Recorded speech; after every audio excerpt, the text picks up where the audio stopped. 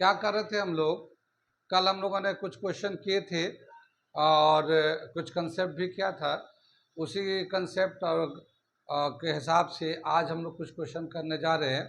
तो ये हमने क्वेश्चन लिखा है, वो मैं बता रहा हूँ क्या है। अ 30 kg shell is flying at 48 meter per second. When it explodes, it one part 18 kg stops while the remaining part flies on. Find the velocity of the latter. बताया क्या कि एक मास है, जो एक शेल है जो 30 kg का है और उसका वेलोसिटी 48 मीटर पर सेकेंड है। ये जब हवा में जाता है तो एक्सप्लोड करता है, टूट जाता है, धमाका करता है और टूट जाता है दो पीस में। एक पीस जो है उसका मास 18 kg है, वो 18 kg का जो पीस है वो स्टॉप कर जाता है, रुक जाता है।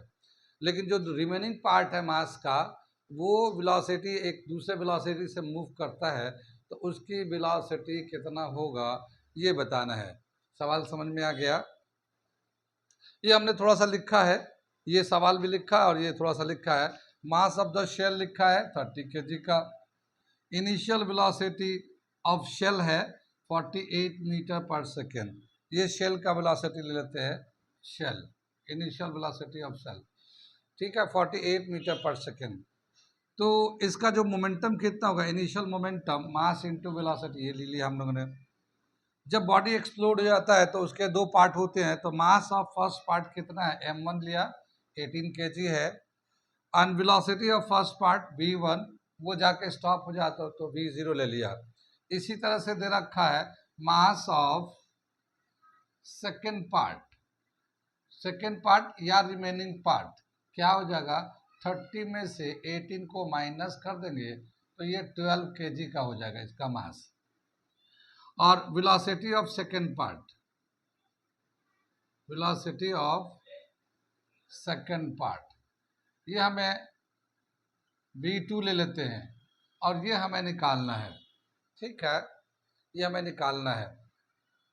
क्वेश्चन को मिटा देते हैं हम लोग, क्वेश्चन को मिटा देते हैं हम लोग।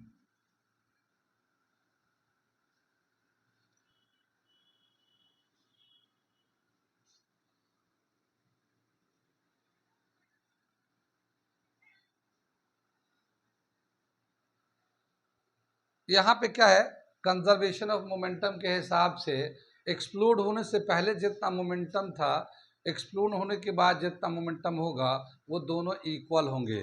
तो उसके हिसाब से क्या लिखेंगे हम लोग, according to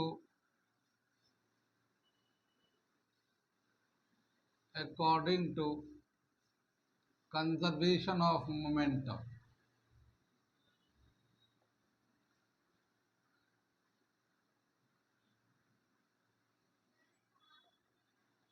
conservation of momentum, total momentum before explosion is equal to total momentum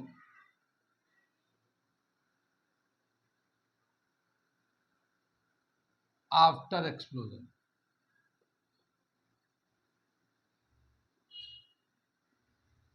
ठीक है ना, पहले में सिर्फ एक ही मास था m और ये v था, ये total momentum before the explosion हो गया।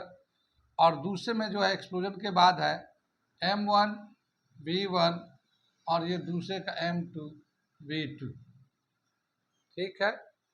यहाँ पे सेकेंड मास का m2 कर देते हैं, ये m2 कर लिया इसको। अब यहाँ पे जो मास दे रखा है इनिशियली 30 दे रखा है और इसका जो वेलोसिटी है 48 है मीटर पर सेकेंड। यहाँ m1 जो है 18 है मगर इसका वेलोसिटी 0 है, और ये m2 जो है 12 kg, यहाँ पे m2 निकाला है, 30 में से 18 माइनस करते 12 है, और इसकी हमें वेलोसिटी बतानी है।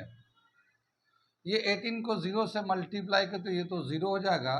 30 into 48 is equal to 12 into v2, ठीक है। अगर हम लोग v2 निकालते हैं यहाँ से, ठीक है, तो क्या है, v2 is equal to 30 into 48 upon 12, ये 12 मल्टीप्लाई में था, इधर जाके डिवाइड में चला गया।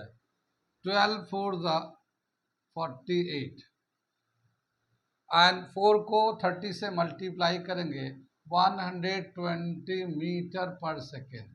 तो ये हो जाएगा जो सेकेंड पार्ट है 12 kg का, उसका स्पीड होगा 120 किलोमीटर पर सेकेंड। ये हुआ हमारा कंजर्वेशन ऑफ मोमेंटम के बेस पे ये सवाल किया हम लोगों ने। कितना समझ में आया, कहाँ कहाँ समझ में आया, कोई डाउट है तो पूछ लीजिए और नोट कर लीजिए इसको। क्या सवाल दे रखा है मैं इसे पढ़ता हूँ, समझाता हूँ और फिर करके दिखाता हूँ। ये सभी जो अच्छे क्वेश्चन हैं और मज़ा आएगा क्वेश्चन में भी। अ Hunter has a machine gun that can fire 50 gram bullets with a velocity of 150 meter per second. A 60 kg tiger spring at him with a velocity of 10 meter per second. How many bullets must the hunter fire into the tiger in order to stop him in track? क्या मतलब हुआ कि एक आदमी के पास एक Hunter है, Hunter एक शिकारी है, उसके पास एक मशीन गन है और वो जो मशीन गन है उसमें से जो बुलेट निकलता है, बुलेट का जो मास है वो 50 ग्राम है और जब वो बुलेट फायर होता है तो उसके जो स्पीड है 150 मीटर पर सेकेंड है। वो हंटर जो है ना शिकार करने गया हुआ, तो एक टाइगर है जिसका मास जो है 30 kg का है, 60 kg का है। एक टाइगर है जो उसका मास है 60 kg का है और वो टाइगर जो आ रहा है उधर से हंटर की तरफ, उसकी स्पीड है 10 मीटर पर सेकेंड। वो हंटर पे यानी वो शिकारी के ऊपर जंप कर गया, उसको अटैक कर दिया। ठीक है, तो सवाल ये है कि बुलेट से मशीन गन से 1 सेकंड में कितना बुलेट फायर करे कि वो और टाइगर जो है रास्ते में ही ढेर हो जाए, उस हंटर तक आ ना सके। सवाल समझ में आया ये? ठीक है, तो ये सवाल है कि टाइगर जो 60 kg का है 10 मीटर पर सेकंड की स्पीड से शिकारी के ऊपर अटैक किया है और वो बुलेट फायर करना है जो 50 ग्राम का 150 मीटर के स्पीड से, तो कितने बुलेट को फायर करे 1 सेकंड में ताकि वो टाइगर जो है रास्ते में ही ख़त्म हो जाए। ठीक है, तो ये जो न्यूमेरिकल करेंगे ये भी हम लोग करेंगे कंजर्वेशन ऑफ मोमेंटम के बेस पे। ठीक है, तो अब हम लोग देखते हैं क्या है और कैसे करेंगे, सोल्यूशन कर रहे हैं अब।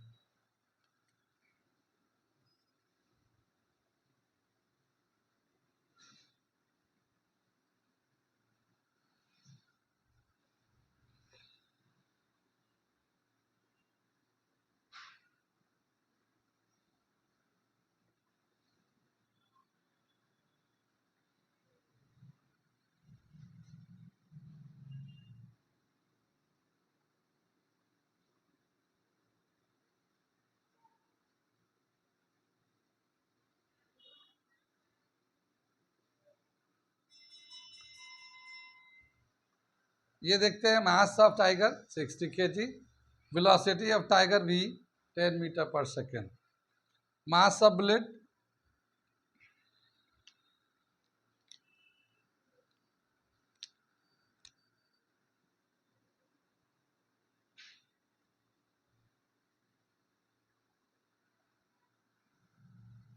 50 ग्राम है। ये ग्राम में दे रखा, हम लोग इसको केजी में कन्वर्ट करना चाहते हैं, तो क्या करेंगे, ग्राम को केजी में कन्वर्ट करने के लिए 1000 से डिवाइड कर देंगे तो ये आ जाएगा 0.05 kg।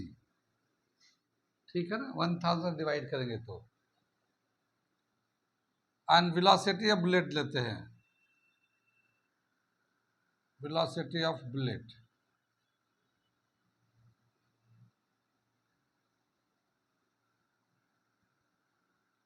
150 metre per second. अब हम क्या करते हैं, एक बुलेट फायर करने से तो टाइगर मरने वाला नहीं है, तो एक certain amount of bullet fire करेंगे 1 सेकेंड में, तो हम एज्यूम कर लेते हैं कि 1 सेकेंड में हमें इतने बुलेट फायर करेंगे तब जाके वो टाइगर जो ना रास्ते में ढेर होगा। तो let the number of bullet fire पर second, let the number of bullet required to stop the tiger is equal to n. ठीक है ना? Let the number of bullet required to stop the tiger is n. n bullet चाहिए tiger को अगर रोकना है तो। क्वेश्चन को मिटा देते हैं हम। यहाँ पे हम क्या चाहते हैं रोकने के लिए, तो जितना टाइगर का मोमेंटम होगा उतना ही अपोजिट डायरेक्शन से मोमेंटम लगाएंगे तो नेट जो मोमेंटम होगा वो जीरो हो जाएगा। ठीक है, तो क्या है यहाँ पे, according to conservation of momentum, according to conservation of momentum, momentum of n bullets should be equal to momentum of tiger. ठीक है ना? अगर हम चाहते हैं टाइगर को रोकना तो जो n बुलेट्स है उनका जो मोमेंटम होगा वो टाइगर के मोमेंटम के बराबर होना चाहिए, तभी जाके वो टाइगर को ढेर कर सकते हैं। तो क्या दे रखा है, एक बुलेट का जो मोमेंटम होगा mass into velocity, momentum of the bullet हो जाएगा, और ये n से मल्टीप्लाई कर देंगे तो n बुलेट्स का मोमेंटम हो जाएगा। और यहाँ होगा मास इंटू वेलोसिटी, ये यहाँ पे बुलेट की वेलोसिटी ले लेते हैं, यहाँ बुलेट मास और वेलोसिटी ऑफ टाइगर है, ये वेलोसिटी ऑफ टाइगर है यहाँ पे। ठीक है, तो टाइगर का मोमेंटम n बुलेट के मोमेंटम के बराबर होना चाहिए। अब हमें यहाँ n निकालना है, तो क्या होगा, m velocity of tiger upon m velocity of bullet. यहाँ मास ऑफ टाइगर कितना दे रखा है, 60 kg का है, और वेलोसिटी ऑफ टाइगर 10 है। यहाँ मास ऑफ बुलेट कितना दे रखा है, वो है 0.05 kg के टर्म में हम लोगों ने यहाँ पे इतना चेंज कर दिया है। और बुलेट का वेलोसिटी कितना है, 150 मीटर पर सेकंड है बुलेट की वेलोसिटी। कितनी बात समझ में आई? यहाँ से अगर हम लोग डेसिमल हटाना चाहते हैं तो इसको हटा कर, डेसिमल को हटा के 100 ऊपर बढ़ा दिया, क्योंकि डेसिमल को हटाएंगे तो 1 लगाते हैं, और डेसिमल के बाद जितने डिजिट होते हैं उतने हम लोग 0 लगा देते हैं। ठीक है, आ रही बात समझ में सबको? अब क्या बताया कि एक 0 तो इससे कैंसिल कर दो, ये कैंसिल हो गया। ये 5 है, 5 बचा हुआ है, तो 5 से इसे कैंसिल कर दो तो ये 12 हो जाएगा ये। ठीक है, और ये 15 बचा हुआ है, तो 5 से ये 5 3 जा 15 हो जाएगा, 5 2 जा 10 हो जाएगा ये, और ये 3 4 जा, ठीक है, 3 4 जा, तो 4 2 जा 8, 80 बुलेट्स फायर करने पड़ेंगे हमें। अगर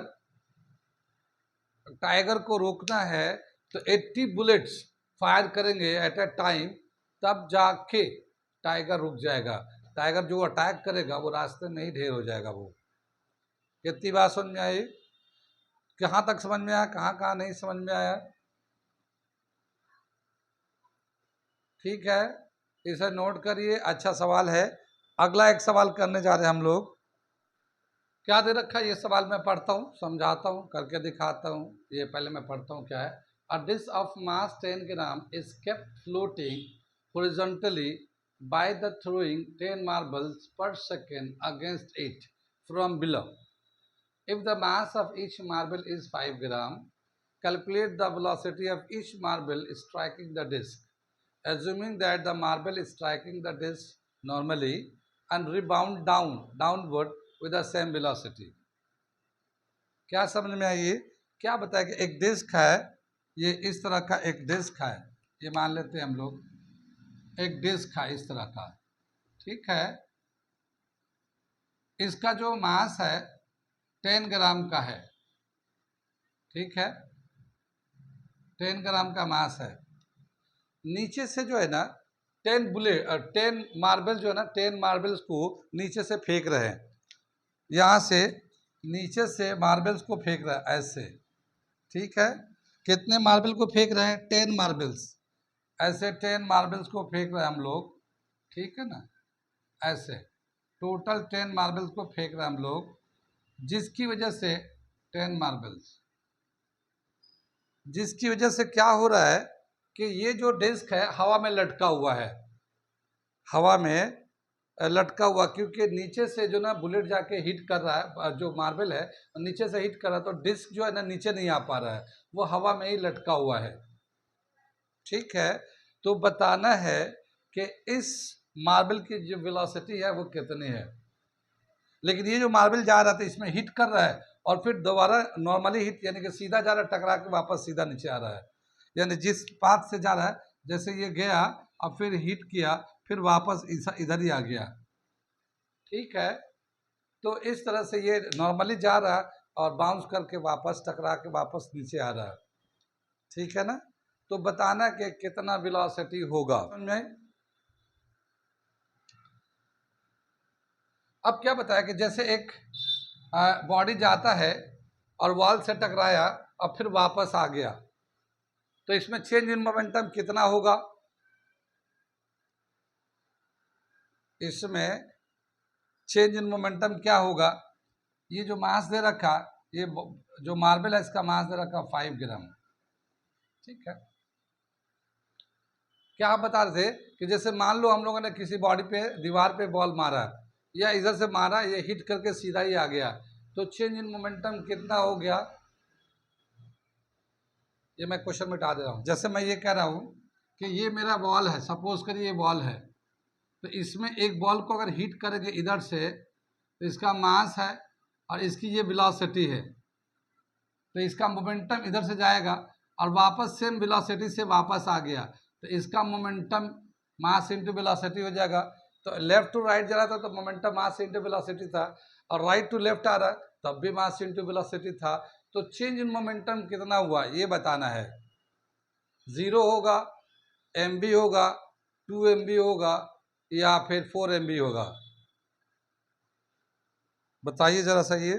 ठीक है, अब मैं करके दिखाता हूँ। देखिए, जब ये बुलेट जो है लेफ्ट टू राइट जा रहा था, तो ये इधर से जब जा रहा था इधर, तो उसका इनिशियल मोमेंटम था, इनिशियल मोमेंटम जो था पी आई, ये m इंटू वी था। ठीक है, फिर ये टकरा के वापस आ गया इधर से, तो वो फाइनल मोमेंटम हो गया। फाइनल मोमेंटम जो होगा पी एफ, पी फाइनल, ये वापस आ रहा होगा तो माइनस एम बी हो जाएगा, क्योंकि मोमेंटम जो है ना एक वेक्टर क्वांटिटी होता है। ठीक है, मोमेंटम एक वेक्टर क्वांटिटी होता है, और इस तरह से हम लोग फाइनल मोमेंटम आ गया। अब चेंज इन मोमेंटम निकालना है। चेंज इन मोमेंटम क्या होता है? P final minus P initial. Final momentum में से इनिशियल मोमेंटम माइनस कर देंगे, तो फाइनल मोमेंटम कितना होता है? माइनस एम वी है। अब फिर ये माइनस जो है, ये माइनस लगा दिया, इनिशियल मोमेंटम कितना है? एम वी है, तो माइनस 2 एम वी आता है। चेंज इन मोमेंटम जो होता है माइनस 2 एम वी आता है। अगर एक बॉडी वॉल से टकराए और सेम वेलोसिटी से वापस आ जाए, तो उसका चेंज इन मोमेंटम जो होगा 2mv के बराबर होता है। ये तो माइनस साइन है, ठीक है ना, लेकिन मैग्नीट्यूड अगर लेंगे तो 2mv के बराबर होता है चेंज इन मोमेंटम। कितनी बात समझ में आई? अब यहाँ से क्या बताया कि ऐसे 10 बॉल जो है, 10 मार्बल जो है ना नीचे से जाके हिट कर रहे हैं, तो एक मार्बल जो जाके हिट कर रहा है डिस्क को, फिर वापस आ रहा है उसी वेलोसिटी से, तो एक मार्बल का चेंज इन मोमेंटम होगा, magnitude of change in momentum होगा 2mv। ठीक है ना, 2mv होगा एक मार्बल का। ठीक है, तो इसको हम लोग वापस इसके हिसाब से इसमें आ जाते हैं। Change in, momentum of each marble, ठीक है, कितना आ जाएगा 2 MB आ जाएगा। ये मैग्नीट्यूड ले रहे हैं हम लोग, डायरेक्शन नहीं ले रहे, मैग्नीट्यूड ले रहे हैं। कितनी बात समझ में? अब ऐसे 10 मार्बल है तो टोटल चेंज इन मोमेंटम कितना होगा? Total change in momentum for 10 marbles, 10 marble के लिए होगा कितना आ जाएगा? एक के लिए तो जब इतना है तो 10 के लिए क्या होगा? 10 × 2 MB, क्योंकि सब के सब ऐसे ही जा रहे हैं, टकरा के वापस चले जा रहे हैं, तो ये आ जाएगा 20 MB। कितनी बात सुन में? सवाल में दे रखा कि ये 10 मार्बल जो है ना हीट कर रहे हैं पर सेकेंड, उसमें लिखा ना 10 मार्बल्स हीटिंग पर सेकेंड। एक सेकेंड में 10 मार्बल हीट कर रहे हैं, तो एक सेकेंड में जो चेंज इन मोमेंटम हो रहा है वो इतना हो रहा है 20 MB, ठीक है। चेंज इन मोमेंटम पर सेकेंड बाय 10 मार्बल्स, 10 मार्बल्स क्या आ जाएगा? 20 MB, ठीक है, 20 MB, और इसका यूनिट होगा kg metre per second square, ठीक है, kg metre per second. Momentum का तो metre kg metre per second होता है, और नीचे टाइम है, पर सेकेंड है ना, पर सेकेंड का मतलब टाइम से डिवाइड करते हैं हम लोग, तो kg metre per second square, या इसको हम लोग ये भी कह सकते हैं 20 MB न्यूटन, क्योंकि kg मीटर पर सेकेंड को न्यूटन भी बोलते हैं हम लोग। क्या समझ में आया कि 10 मार्बल जब नीचे से डिस्क में जा रहा है और टकरा के ठीक उसी तरह से वापस आ जा रहा है, तो इतना न्यूटन का फोर्स लगा रहे हैं उस डिस्क पे, इतना न्यूटन का फोर्स लगा रहे हैं उस डिस्क पे टोटल। और वो जो डिस्क है उसका मास जो है ना वो नीचे गिर नहीं पा रहा, वो हवा में ही वैसे ही वहीं पे हवा में फ्लाई कर रहा है, फ्लोट कर रहा है हवा में ही। इसका मतलब कि जितना उसका नीचे डाउनवर्ड वेट होता है उतना हम लोग नीचे से फोर्स लगा दे रहे हैं। जितना वो डिस्क का वेट है नीचे की तरफ आएगा, ग्रेविटी के खींचेगा, तो उतना ही फोर्स हम लोग नीचे से लगा दे रहे हैं, तो वो जो डिस्क है फ्लोट कर रहा है एयर में। कितनी बात सुन रहे? इधर से मैं थोड़ा सा मिटा दूं, यहां पे लिखते हैं force applied by 10 marbles is equal to